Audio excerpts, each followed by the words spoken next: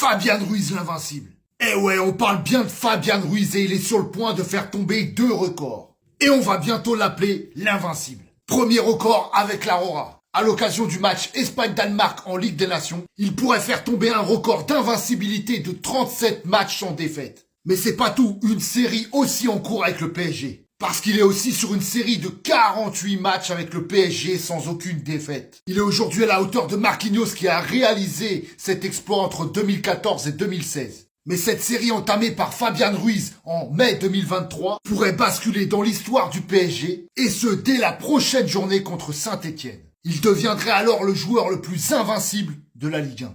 Alors c'est vrai qu'on se pose tous la question, on a du mal à déterminer vraiment son rôle et son importance, mais là c'est dans les 2 équipes. Et même Daniel Riolo, qui raconte quand même beaucoup de conneries, est d'accord. Quand on lui demande de comparer Adrien Rabiot et Ruiz, Rabiot ne joue pas la Ligue des Champions, Ruiz si. Et je n'ai jamais vu Rabiot dans une compétition aussi protagoniste que Ruiz l'a été pendant l'Euro. Pour moi, ça suffit à faire la différence. Et il a raison. Claude Makélélé aussi l'a encensé. Il ne faut jamais comparer le club et la sélection. On joue avec d'autres joueurs, le jeu est différent. Mais Fabian Ruiz reste un très grand joueur. Avec des qualités techniques, de l'expérience, et Paris a besoin de lui. On dit parfois qu'il a un jeu un peu lent, mais ce n'est pas le cas, il temporise, il donne du rythme. Thiago Motta avait ce genre de geste. Il reste en place, regardez sa position. C'est très important que les joueurs aient un repère comme lui. Un joueur technique qui prend des responsabilités. Souvent, il perd des ballons justement parce qu'il prend ses responsabilités. Et dans les grands matchs, c'est essentiel d'avoir des joueurs de ce calibre-là.